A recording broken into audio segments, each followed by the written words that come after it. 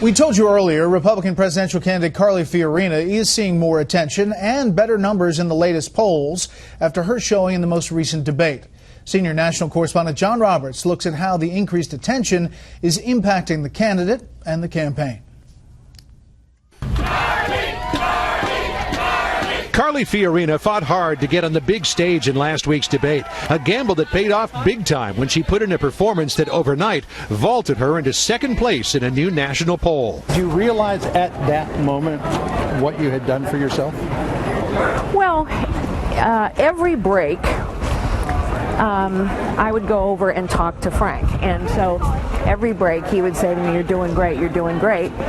And then I would look into the audience, and I had supporters in the audience. And so I would see some of my supporters, and they'd be doing this. While she had many moments during the debate, the biggest was her scorching response to a question on Planned Parenthood. As we walked the streets of Mackinac Island, Michigan Saturday, she told me that moment was completely unscripted. I wasn't delivering a line. I hadn't prepared that line. I didn't know that question was coming. I was just speaking from the heart.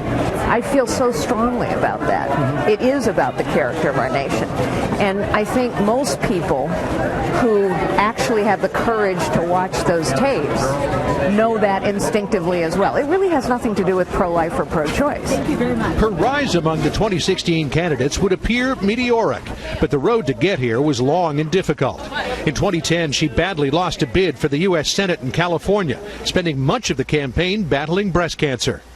On the way to the big Heritage Action event in Greenville, South Carolina Friday, she told me that fight gave her the courage to shoot for the highest office in the land. When you face a life-threatening or a tragic situation, you lose a lot of fear. And so the things that might have caused you to be afraid about something, I'm not afraid. I'm really not afraid. Is anything scary? Not really. Last one. The horses are getting restless. Fiorina told me she is fully prepared to embrace the target on her back that comes with top-tier status, and expects that Donald Trump's attacks over her time-leading Hewlett-Packard are just the beginning of what lies ahead. Is it possible that what was the pinnacle of your corporate career could also be your Achilles heel? Well, it's a record that I have to defend. And actually what Donald Trump is doing now is precisely what the Democrats will do, because he's using all their talking points. So I know what they're going to say, and I know what he's saying. And of course, people have a right to ask me about my record. I have no trouble being asked about my record. I'm going to run on that record all day long. Before the candidates' event in Greenville, Fiorina invited me to dinner with her traveling staff. French onion soup. That's always tough to eat. Yeah. The cheese coming out of the mouth. Often misinterpreted as stern, even cold in public, Fiorina smiles plenty, even laughs. And she became very emotional, telling me about a poem her stepdaughter Lori wrote to her before she died in 2009 from drug and alcohol addiction. It says, basically,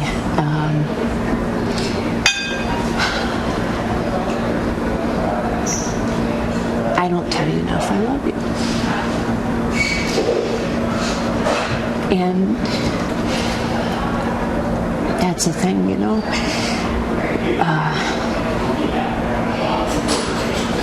you lose someone, you realize we never say enough that we love the people we love. Your mom wants a picture. It's a perspective that keeps Fiorina grounded through the inevitable highs and lows of the campaign, the compliments and the criticism, the adulation and the insults. Life is not measured in time. It's not measured in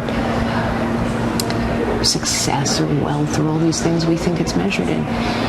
It's measured in love and moments of grace and positive contribution. Fiorina will spend the next 3 days here in South Carolina, beginning with an appearance tomorrow at the Citadel, where she'll talk about foreign policy and national defense. But before then, she gets a chance to show her lighter side, appearing this evening on The Tonight Show with Jimmy Fallon. Brett? John Roberts live in Charleston. John, thank you.